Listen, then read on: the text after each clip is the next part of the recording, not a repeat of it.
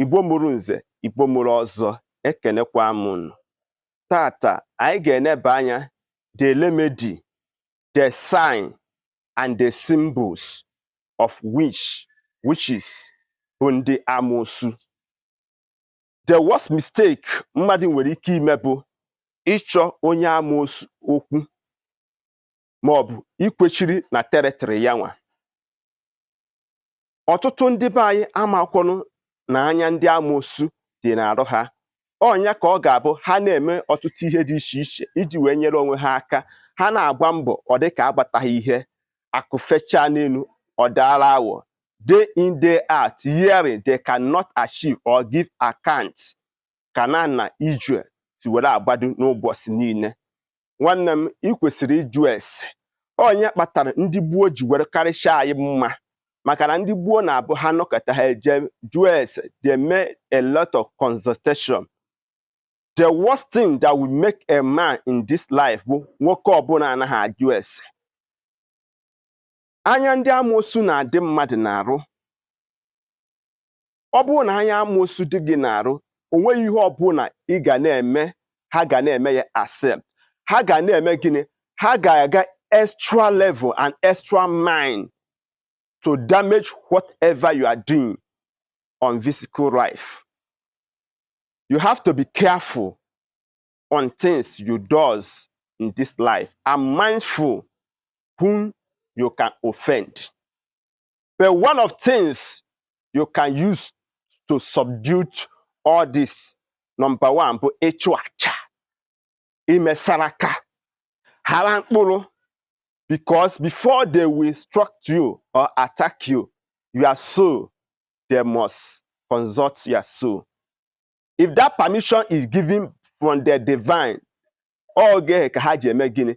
Ha ga-win mmụọ gị. Have you not asked yourself, kedu ihe kpatara ndị amoosu ji emekarị operate at night? Because in that time, ha enweghị ike, ha dị powerless, ha dị helpless. But at night, oge ka their powers to were arị wee na-anụ ka ọkụ. The remedies and the sign and the symbols of witch and witches. Nke mbụ, onye ọbụla bụ onye amoosu rụchaa unu nke ya nwa maọbụ ịbata be ya, ị ga-amarịrị their sign. Anaghị ezo ya ezo.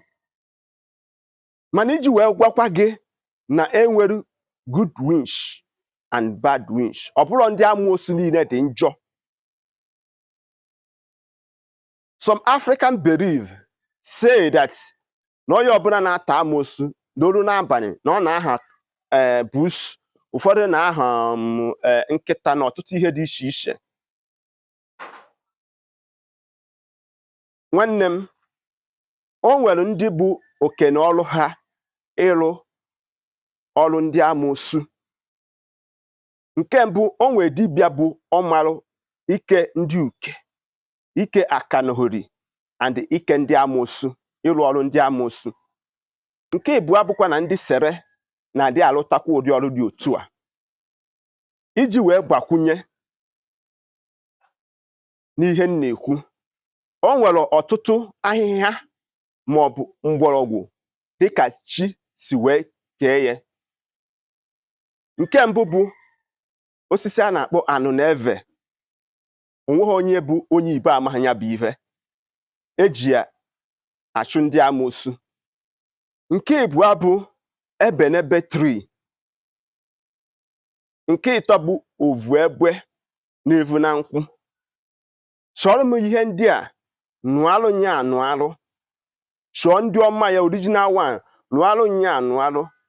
Fere nye, kwukwasa ya okwu, fere ya nye na mbara be gị maọbụ ebe ị na-ehi maọbụ ebe ị na-azụ ahịa. Ị ga-afụ na ya bụ ihe ga-eji wa n'alụ gị. Maọbụ weta ya ma kwụnyere nye ebe ị na-azụ ahịa maọbụ ebe ị na-ehi. Ụfọdụ bụkwa ede nkịtị anyị na-eri. Na ọtụtụ ihe dị iche iche ma enweghị ike ịpụta bịa kọwara ụnụ. Mana asị m na ọnụrụ karịa ibe ya ndewo na isonyere. Tụsara m ihe ozi a gaa na my YouTube page ka ị were anya gị gwara ihe nkiri. Cheta na isiokwu anyị bụ the remedy, the sign and the symbol of witch and witches bụ ndị amoosu. Ndewo ụmụnne m.